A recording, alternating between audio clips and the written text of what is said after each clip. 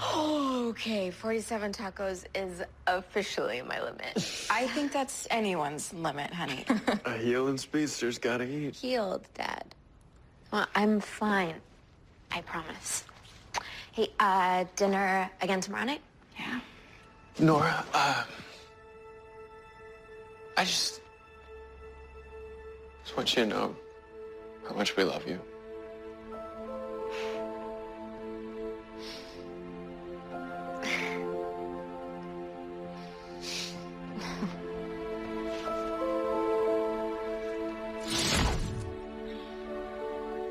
See? She's back to her old self. And so are you. No, I'm not. In fact, I don't think I'll ever be the same. All of this has made me realize, I don't know, I never knew I was capable of even caring for someone as much as I care about Nora. I did. I have never met anyone with a bigger heart than you, Barry.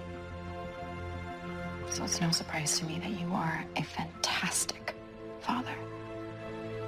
Just like you're a fantastic husband. Cicada's a father, too. What if the key to defeating him is appealing to his heart? How do we do that? By saving his child. We need to wake up Grace.